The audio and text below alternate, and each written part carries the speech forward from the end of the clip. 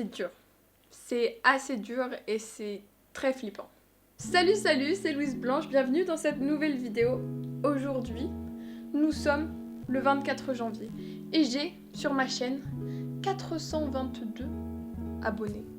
Sur ma chaîne YouTube Louise Blanche, cette chaîne-là, où nous sommes, elle a 422 abonnés. Donc en 2 mois, j'ai gagné 422 abonnés, ce qui est ultra cool et je suis trop contente. Mais tu vas voir que 2 mois ça paraît court ou ça paraît long, ça dépend de ton référentiel. Et en fait, on va parler aujourd'hui de commencer YouTube, commencer vraiment de commencer YouTube parce que on parle de petits youtubeurs, mais en fait les petits youtubeurs c'est quand t'as moins de 100 abonnés.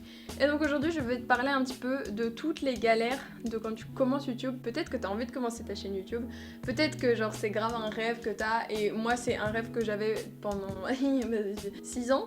Et je l'ai enfin fait grâce au 2e confinement, voilà. Ça a apporté des choses positives, tu vois. Faut bien qu'il y ait du bon qui ressorte de cette situation de merde. Mais du coup, aujourd'hui, on va un peu voir comment c'est quand tu commences YouTube parce que souvent, on n'en parle pas, les gens, ils en parlent pas trop. Ou alors, ils en parlent vite fait, tu vois. Moi, je vais vraiment en parler. Je vais mettre les points sur les i et je vais te parler un petit peu les galères, en fait, du début et à quel point il y a des étapes avant de devenir même rien que YouTubeur. Enfin... comment dire? Bref, en gros, on se fait plein d'idées dans notre petite tête là, en mode si je commence les vidéos, j'aurai des partenariats, j'aurai des demandes, j'aurai plein d'abonnés, les gens ils vont trop m'aimer. Comment t'expliquer que c'est un peu plus compliqué que ça? Donc aujourd'hui, je vais te parler de tous les petits points dont on parle pas trop pour montrer comment c'est vraiment de commencer YouTube. Alors, tout d'abord, on va parler de tout le temps qu'il y a avant même que t'aies une chaîne YouTube en fait. Parce que déjà t'as grave du temps de réflexion, le fait de te décider de te lancer, le fait d'avoir genre des idées de vidéos, le fait de te dire vas-y je vais le faire et tout. Ensuite une fois que t'as trouvé que tu voulais vraiment le faire et que tu sais que tu vas le faire, là il faut trouver un nom. Donc moi par exemple j'ai choisi Louise Blanche. Bonjour, bienvenue, salut. Il faut que tu trouves pas seulement ce dont tu veux parler, mais aussi la manière dont tu vas le faire. Et ça, on y reviendra un peu après parce que ça fait partie du cheminement.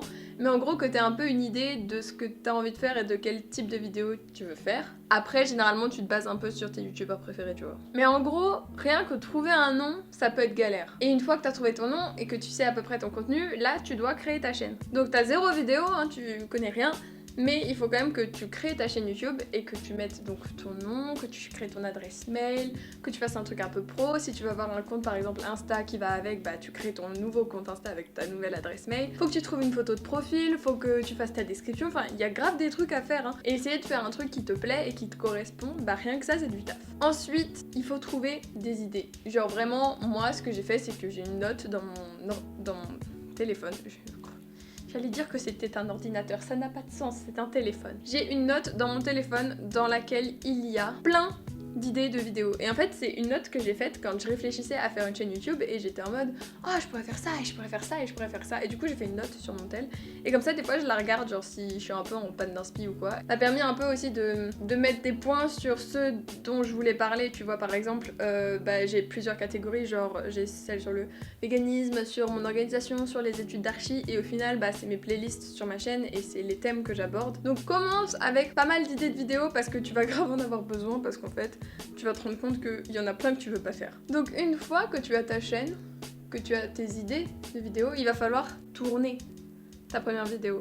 Et ça, on s'y attend pas, mais si t'as pas forcément l'habitude, ça peut être très compliqué. C'est la première fois que tu testes de faire des vidéos comme ça face cam. Tu vas devoir déjà trouver ton matériel, trouver ton cadrage, savoir où est-ce que tu te mets. Et en vrai, il y a carrément du temps juste de recherche. Je m'attendais pas à ça. Mais rien que de créer ton setup, parce que tu l'as jamais fait, donc t'as besoin de créer un setup. Et après, tu tournes ta vidéo. Déjà, tu mets 1000 ans à la tourner et tu recommences 1000 fois parce que tu sais absolument pas parler à une caméra. Tu bégayes et genre, t'es tellement pas clair. Oh là là. Moi, j'avais dû recommencer tellement de fois ma première vidéo, celle sur le végétarisme. Il y a vraiment des parties que j'ai fait genre 3-4 fois parce que je savais pas m'exprimer, j'arrivais pas à dire ce que je voulais. Et maintenant, je vais pas dire que ça sort d'un coup, hein, mais ça sort bien plus facilement. Enfin, tu sais, c'est un peu de l'improvisation en fait, YouTube. Genre, faut que tu parles, on continue. Et t'as le droit de prendre des pauses parce qu'elles seront coupées au montage, mais en même temps, faut y aller, tu vois. Donc au début, vraiment, le tournage de la première vidéo, surtout si c'est une vidéo où tu parles, bonne chance, tu deviens plus à l'aise avec le temps. Mais c'est vrai qu'au début, c'est pas fou.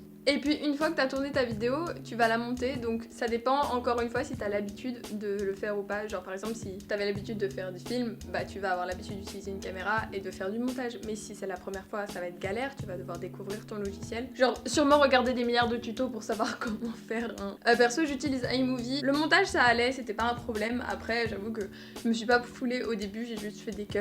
Mais après au fur et à mesure, bah je connaissais déjà les techniques, genre je savais comment incruster une image, etc. Mais encore une fois, tu vas devoir te poser plein de questions sur ton style en fait, notamment je pense au rythme, tu vois, de ta vidéo. Est-ce que tu vas faire une vidéo hyper rythmée ou est-ce que tu vas faire une vidéo où tu vas faire très peu de cuts, etc.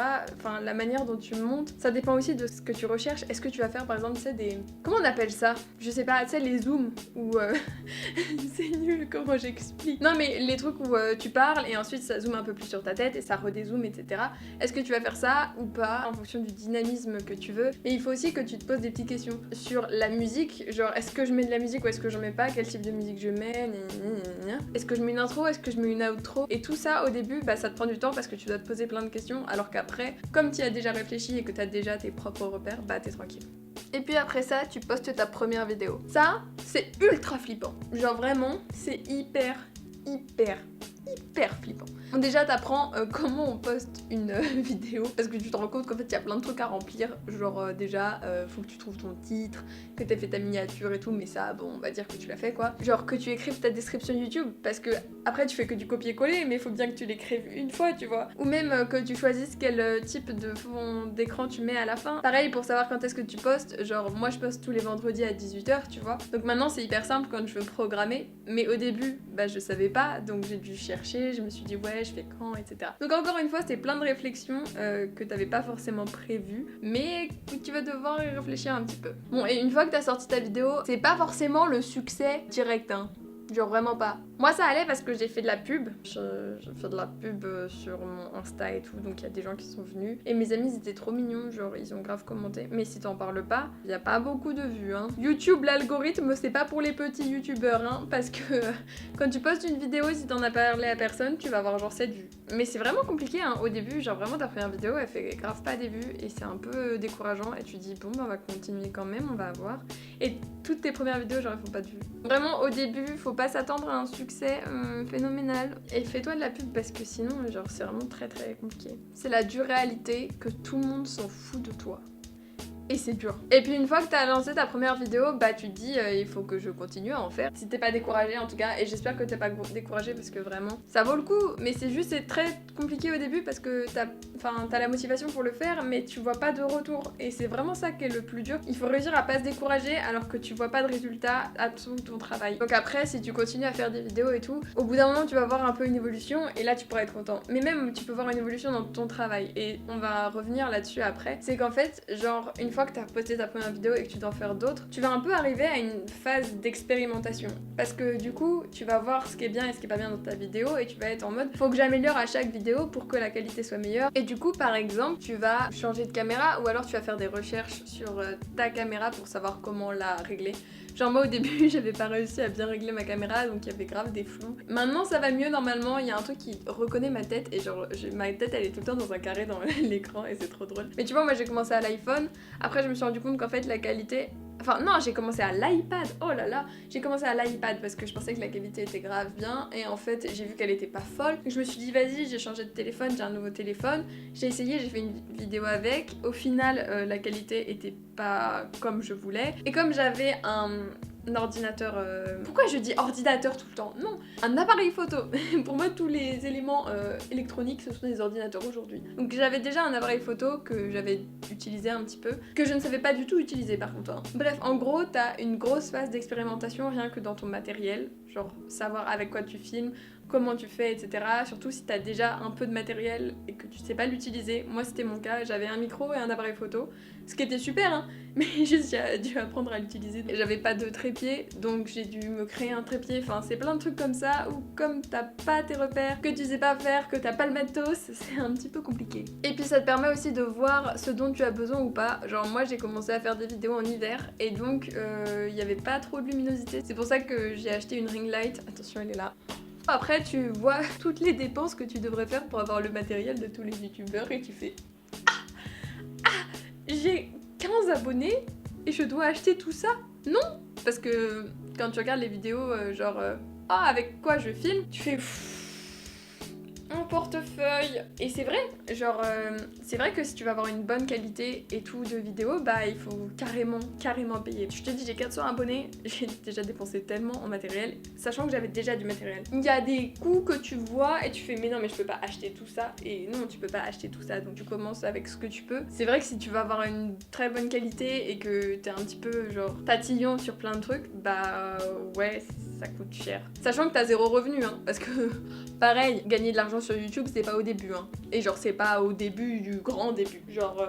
Ça prend beaucoup de temps à gagner de l'argent sur YouTube. Mais t'expérimentes aussi au niveau du format. C'est cool de faire des vidéos par exemple face cam comme celle-là. Moi c'est ce que je faisais surtout au début et tu sais j'avais tout le temps le même setup. Et après j'ai essayé d'autres trucs, j'ai fait des trucs un peu plus vlog, j'ai fait des vidéos qui pourraient être face cam mais que du coup j'ai fait en bougeant. Plein de trucs où du coup tu vas changer le format, tu vas changer la manière dont tu filmes, tu vas essayer de faire un truc des fois un peu plus dynamique et tout. Et à chaque fois tu vas expérimenter. Et au début du coup c'est super galère parce que comme tu cherches ta patte, bah c'est hyper compliqué de la trouver en fait tout simplement. Même tu fais des recherches genre pour ton intro, pour ta musique, moi j'ai passé carrément du temps à faire une intro que j'utilise pas. Tu dois chercher des trucs pour avoir un style, on ne s'y attend pas mais ça prend beaucoup de temps. Sachant que en plus c'est un moment où t'as pas d'abonnés et t'as une croissance qui est très faible, donc ouais c'est un peu compliqué de dire ouais faut que je fasse ça mieux, sachant que tout le monde s'en fout, donc mais sachant que si tu fais mieux peut-être qu'il y aura plus de gens qui vont s'intéresser. Enfin tu vois il y a plein de trucs comme ça où c'est surtout tu donnes, tu cherches, tu galères, après ça devient plus simple parce que tu commences à avoir un peu l'habitude, tu commences à avoir tes repères,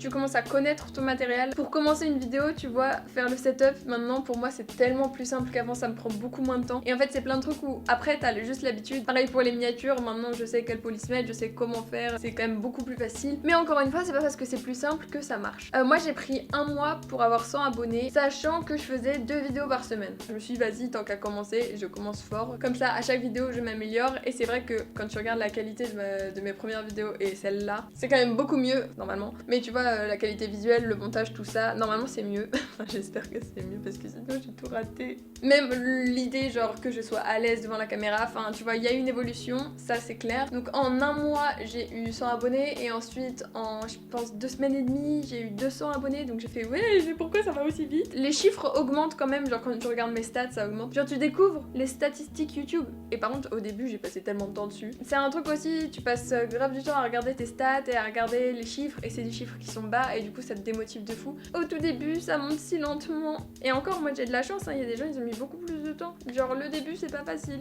le début et après une fois que t'as commencé ta chaîne, etc., là tu as droit à des trucs un petit peu bizarres, de type des gens qui t'envoient des mails de collab alors qu'ils ont des chaînes qui n'ont pas du tout de rapport avec toi et ils veulent juste que tu t'abonnes à leur chaîne. Tu reçois des demandes d'abonnement. Moi je m'étais inscrite sur des pages d'entraide YouTube sur Facebook. Il y a des trucs pas très sains, tu vois, genre chacun poste sa pub mais personne va voir, enfin...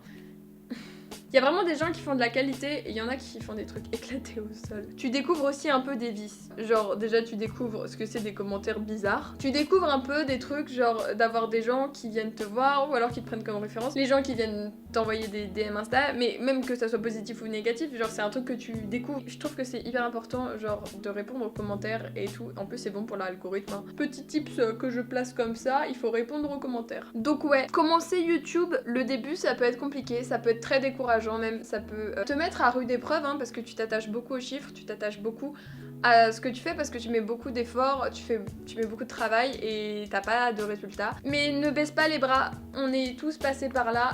Des fois il y en a pour qui c'est plus compliqué que d'autres. La régularité, le fait de faire des choses de qualité, il y a plein de petits trucs comme ça qui font que ça va marcher, mais oui, au début c'est compliqué. En fait c'est compliqué mentalement et émotionnellement parce que t'as grave le seum. Voilà, le meilleur résumé, juste t'as grave le seum.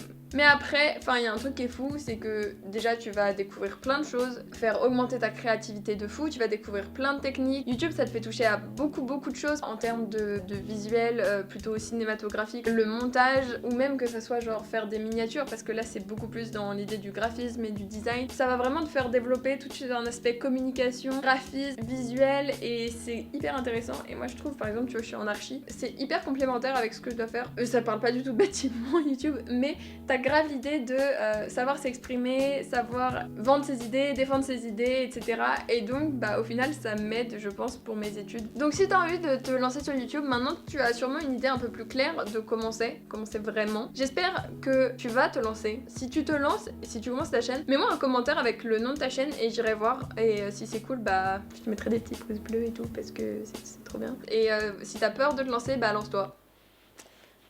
Voilà! Meilleur conseil, bon, avec toutes les infos que je t'ai données, normalement t'as une idée plutôt précise de comment ça se passe quand tu commences YouTube. J'espère que si tu veux lancer ta chaîne, tu vas la lancer parce que vraiment, c'est trop bien, tu vois. C'est vraiment super flippant au début, mais c'est grave cool. Je suis trop contente d'avoir commencé et je suis trop contente de continuer aussi et de continuer de te faire des vidéos. Donc si tu veux continuer à voir mes petites vidéos et me soutenir, tu peux t'abonner à ma chaîne. Tu peux mettre un petit pouce bleu. En tout cas, moi j'espère que cette vidéo t'a plu. J'ai grave kiffé la faire et je pense que je vais continuer à en faire. Je ferai des petits points de mon évolution. En fait, j'ai pris des screens de manière régulière où on peut voir l'évolution de ma chaîne. Donc peut-être que je ferai un truc comme ça par rapport à l'évolution YouTube. Mais bon, faut que je continue d'évoluer hein, parce que 400 abonnés, c'est bien, mais c'est pas... Mais voilà, en tout cas, j'espère que ça t'a plu. Et puis bah moi je vais te dire à bientôt dans une prochaine vidéo. C'était Louise Blanche. Ciao ciao.